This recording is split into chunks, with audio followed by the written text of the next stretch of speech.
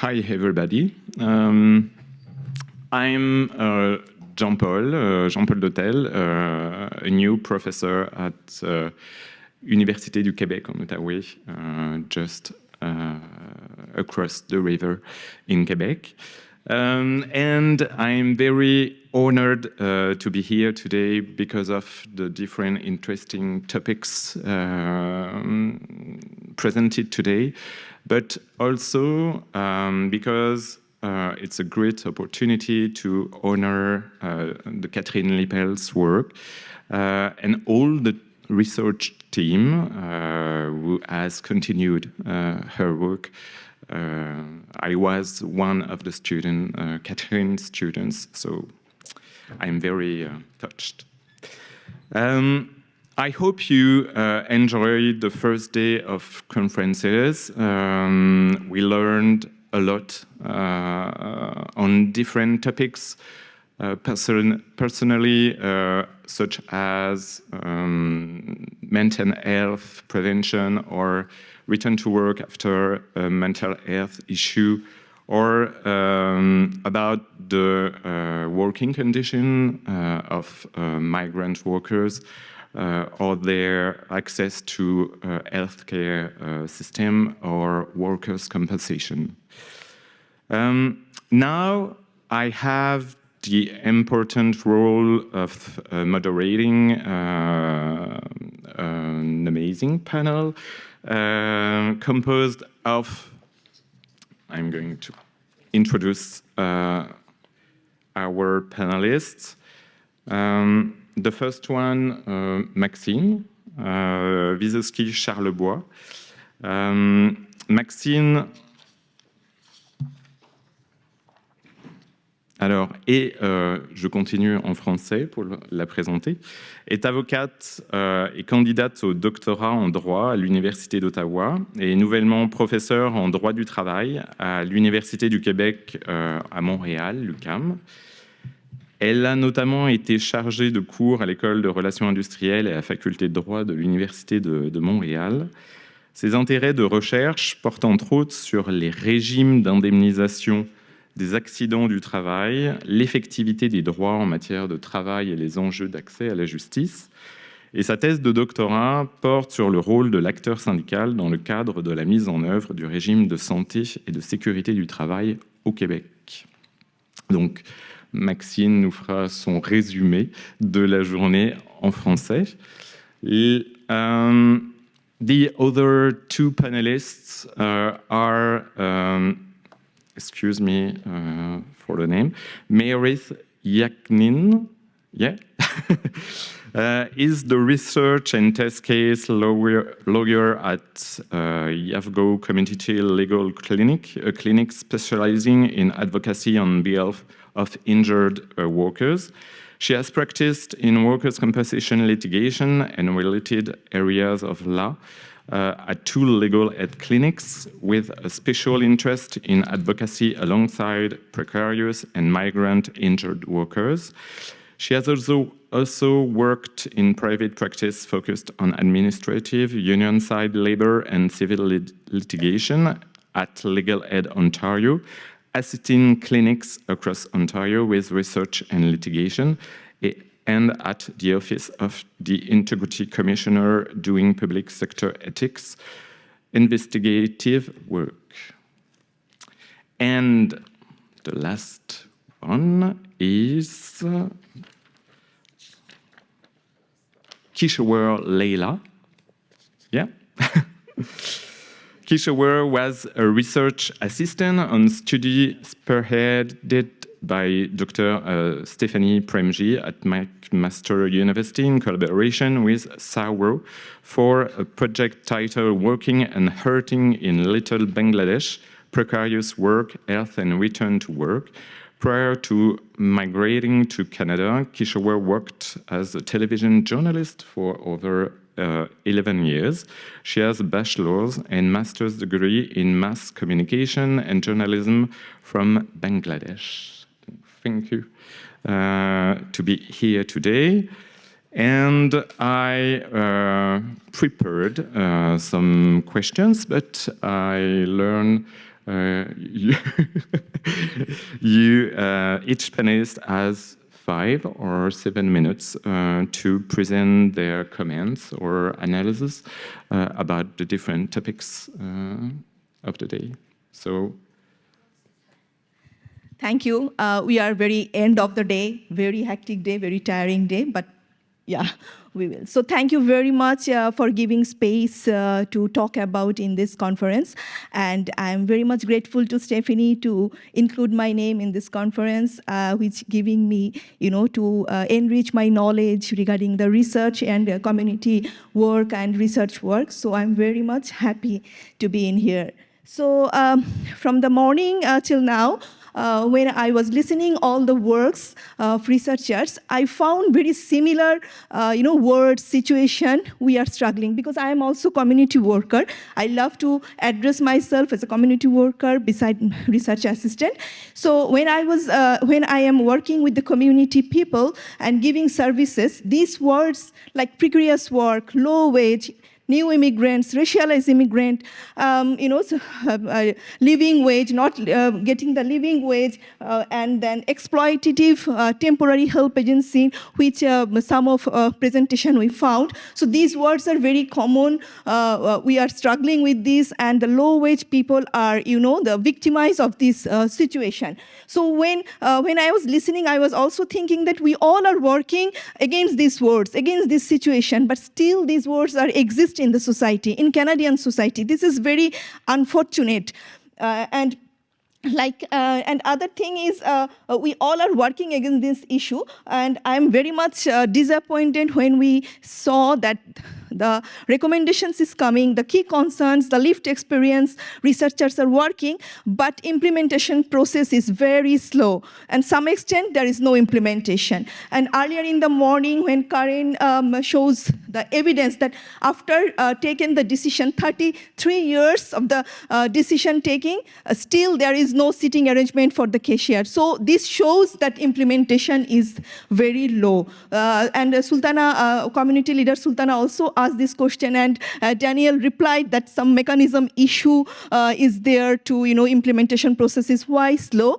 I understand, but still I am struggling with these, why the implementation process. So it's not that recommendation, policy reform, also implementation process, we need to look about this situation. And other, the policy makers, they are ignoring the situations. I don't know why they are ignoring and reforming the process. And researchers are bringing the lived experiences from the community. These lived experiences are the evidence of that there is a systemic barriers, there is a systemic loopholes. So we all have the evidence, but still we are behind to reform the policies. So as a community organization, we want to talk at the advocacy level.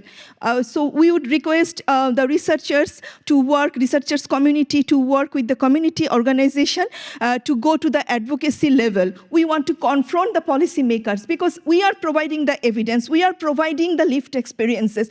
Why community people will still struggle with these words, with this situation? That's not that we came as all immigrants in Canada is an immigrant country, so we all came here for a better life, but they are not getting the better life at all. And the last thing I want to mention, that injured worker.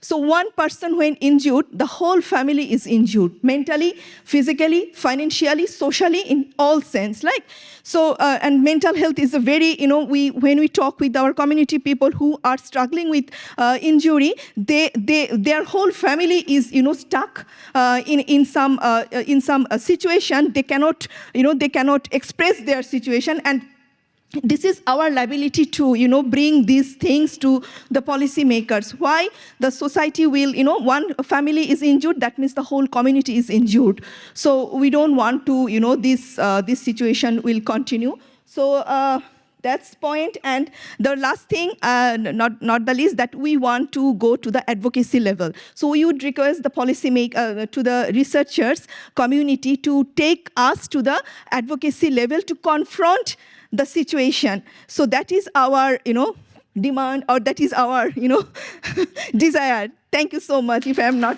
passing 5 minutes.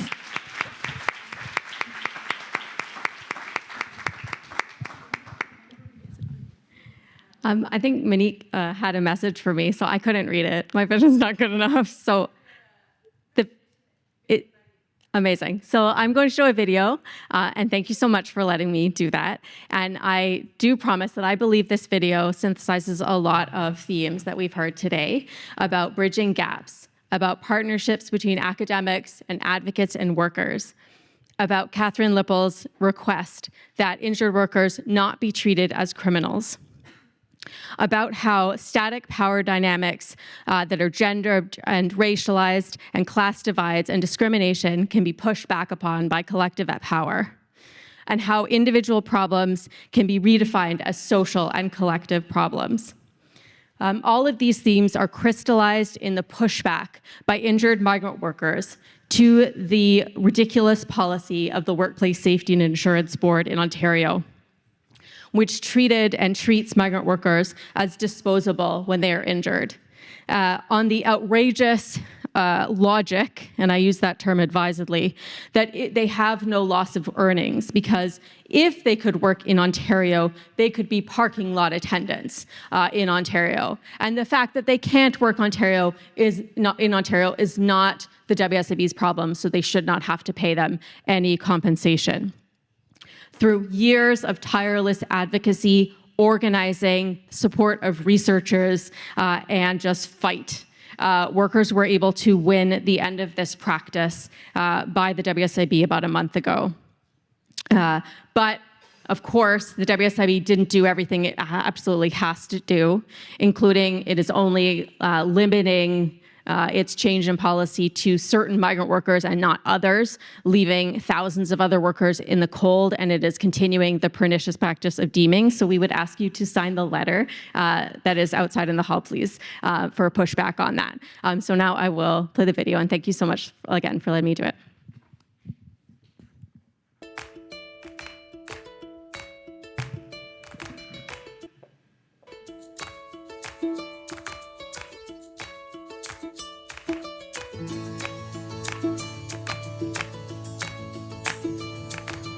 My name is Julian Todd. I'm an injured migrant farm worker. I was at work and we were traveling on a bus, and the bus hit a pothole, and I bumped up in the same position that I was sitting in, and I landed back down flat and injured my lower back. So now I'm just here living with a spinal injury. Yeah. My name is Caperton Tomlinson. I'm an injured worker. Used to work in Canada in the farm work program. I've been injured from 2015. My name is Winfred Graham. I was working in Canada on the farm harvesting tobacco. I get injured while my machine that I work on run over a foreign object, and I was sent home after getting treatment over there. Yeah, I'm Anthony Brown. I was coming from work for lunch, and another guy was driving the Archer buggy, and I just strip after it. When I strip after it, I find myself in a hospital. I'm Rodolph Johnson from Jamaica. After lunch, the tractor overturned. That's where I fell and get a broken knee. Also, 3 slip disc in my back.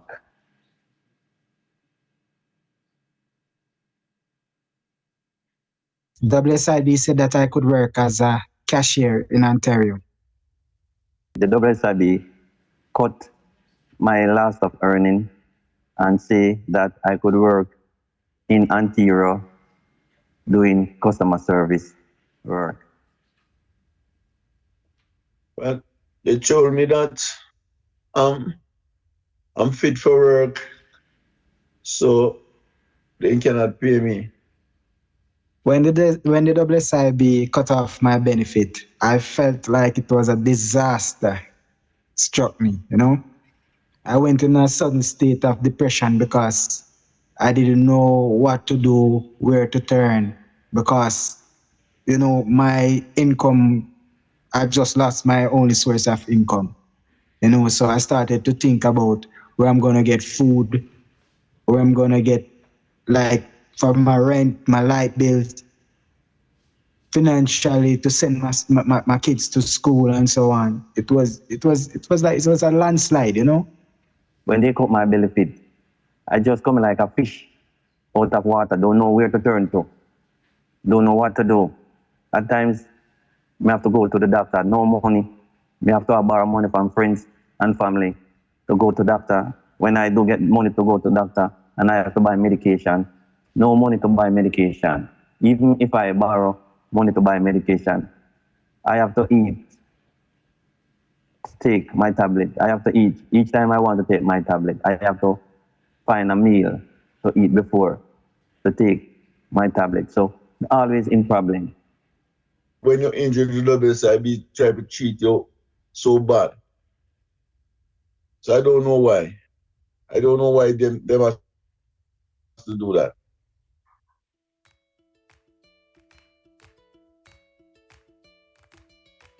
We formed a group, injured workers group, and we keep our group meetings, trying to stay active, keeping communicating with each other. So the group is very important. So we injured migrant farm worker, fighting for our rights. All of us put our shoulder to the wheel and trying to get the wheel turning and turning, thus we can get a victory for what we are fighting for. Coming together with other injured migrant farm worker was very important, you know. It's been one of the best things that has ever happened to us since our injury. And we work hard on it, and we really appreciate being around each other and on a day-to-day basis. The Demon Victory is, it's so wonderful. I love what's going on, because if it wasn't for the Demon Victory, today we don't know what we are going to. Because the Demon Victory give us hopes, and a whole lot of us give hopes. Well, word cannot express right now, no. Word cannot express how we feel, because I feel good about it that we can get something. Well, although, you know, money cannot buy health, but at least we injure, so we're supposed to get something, because I feel good. And I think the rest of the guys them in the group feel very, very awesome. I feel so joyful, you know. I'm happy for each and every one of us, you know. Words not enough for me if you tell you no guy thanks. And I don't know when I'm gonna see you guys. Thanks to all of the people who made it possible. Thanks other injured workers who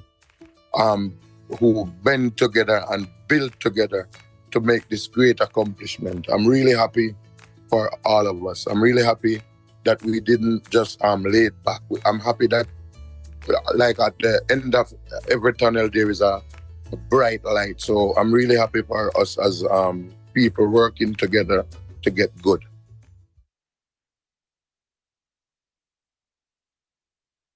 It's important for all workers, regardless of where they are, Canadian workers, Jamaican workers, all over the world, for them to get proper justice. I think WSIB needs to realize that when you're hurt, they are responsible.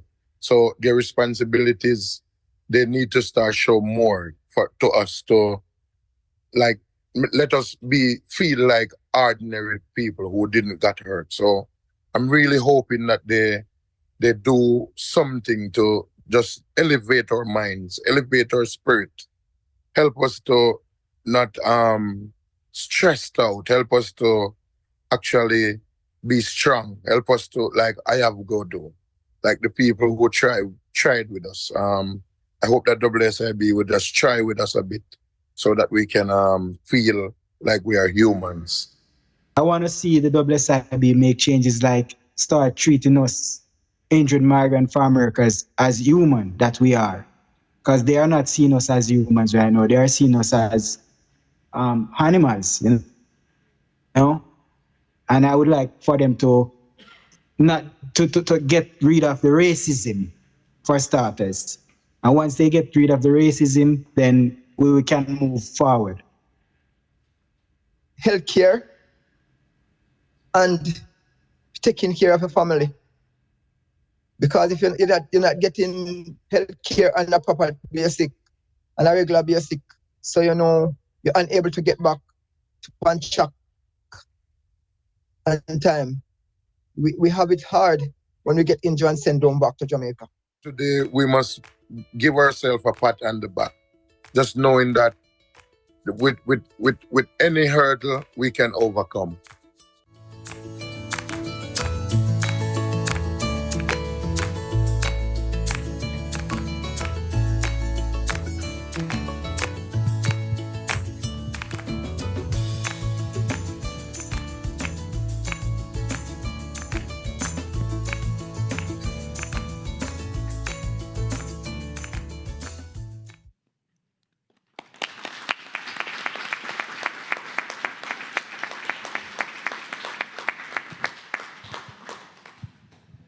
Est-ce que ça... Oui, OK.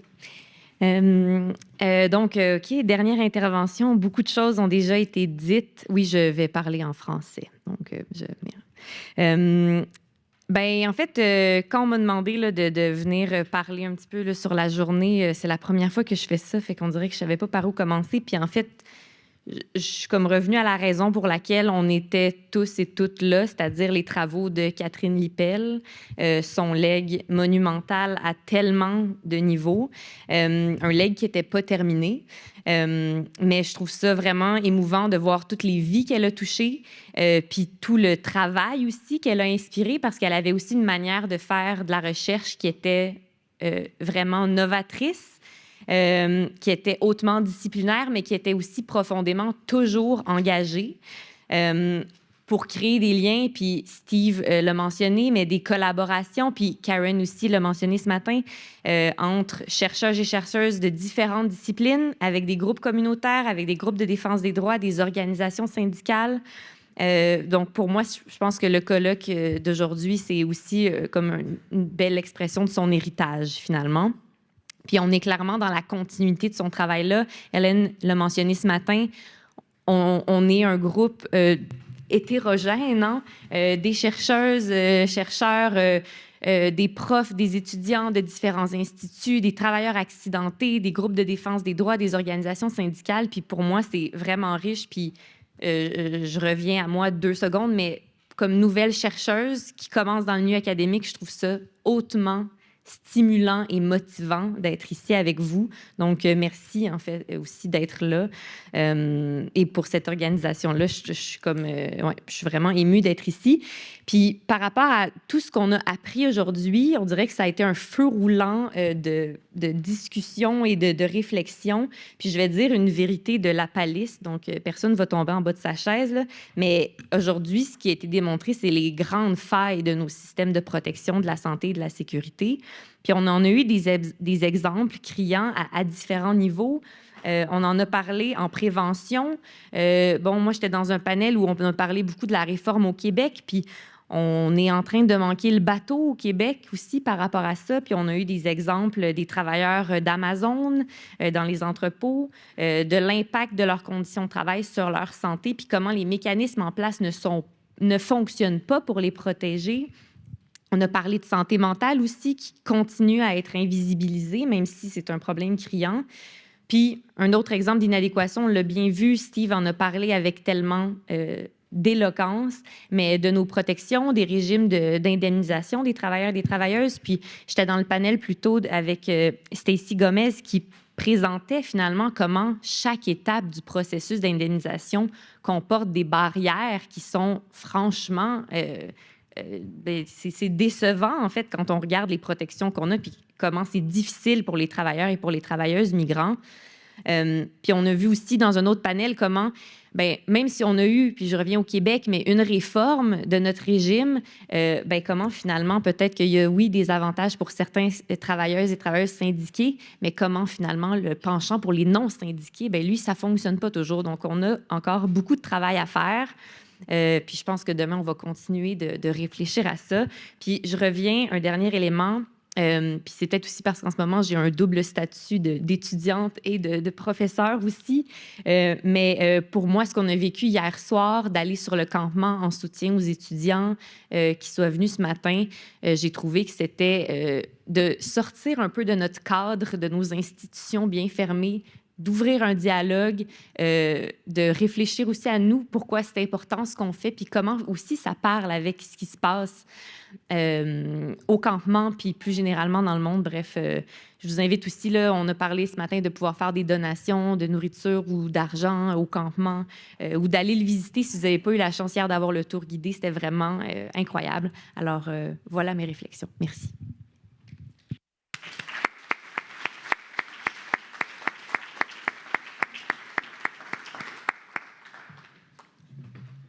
I don't know if you have time for two questions to our panelists.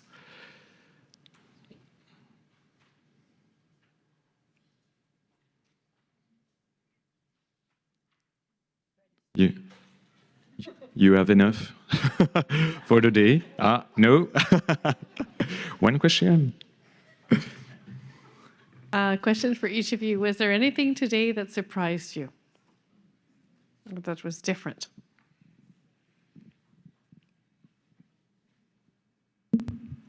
I think this won't be surprising, though this is what surprised me, but as an Ontario person, I was very surprised to hear that Quebec has had a categorical bar on undocumented workers being able to claim workers' compensation. Although Ontario has practical many barriers to people without status claiming compensation, at least they let you in the front door. Then they slam the door in your face by refusing to recognize your cash earnings. But I was surprised and disheartened to hear that, and also happy to hear about the pushback that workers are taking.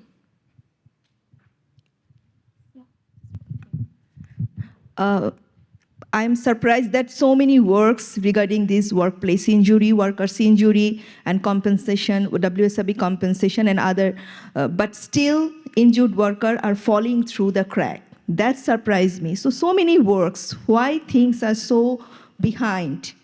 So that's it.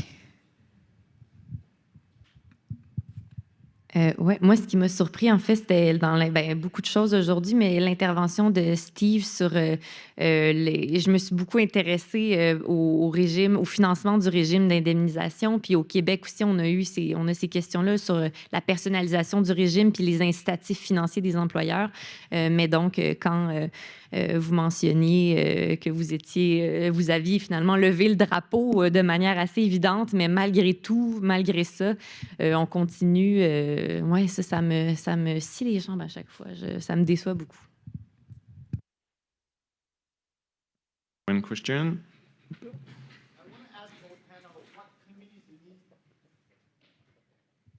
Thank you. My name is Sang Hoon. I'm with the Injured Worker Expo Justice and organizer at IAVIGO. So I want to ask you all the panel, even the thoughts you're giving us and also hearing from the other injured workers on the video, I want to ask you what communism means to you in terms of the workers and the community's power to, resist and pushing, injustice to change. And involving your work with the organization, institutions, and the community, what communism means to you?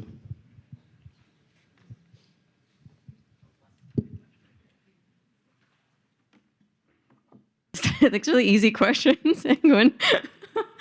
That's like an impossible question, but I mean, I guess I think it's obvious, like from, or maybe it's not, but from the work that migrant workers have been doing in particular, like it's obvious to me that that work comes entirely from the community. Like there's no way these changes would ever happen if it wasn't for the community pushback. Like, I mean, to be fair, like IAVGO had identified the like legal issue 20 years ago, but we were not able to overcome the institutional barriers and the racism at the heart of the system without community. And it was community that ultimately, made it possible to kind of successfully push back some 20 years later.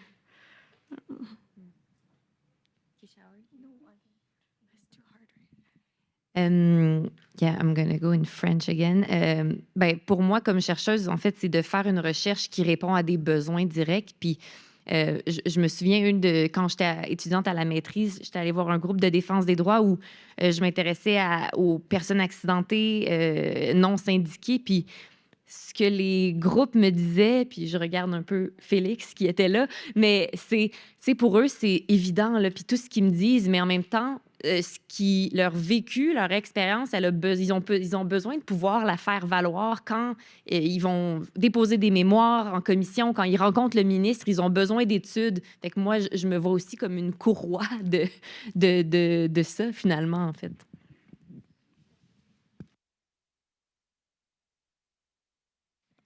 Would you please mind to repeat the question?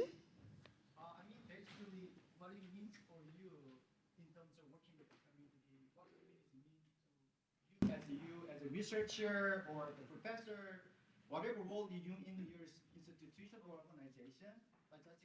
Okay, I got it. So actually, I am working with a specific community organization. It's a South Asian women community organization, but it's not that women. We served male and not is only specific to the South Asian. So community, when we work in particular research, like we recently worked with McMaster University, there's injured workers. So we talked with the community people who have injured, workplace injured lived experiences. So we got those community like who are injured in our community, especially Bangladeshi community. So we took that community. So whenever we work with any particular issue or problem to investigate, researchers comes to us to investigate and to get support from us to share our lived experiences. So that means that particular, the particular research or works that community is belong to. But whenever the outcome comes, that means it's for whole community. It's not the particular that injured community. Research result is for the all communities, not particular the South Asian community. It's for Canadian community, immigrant community. I hope you got it.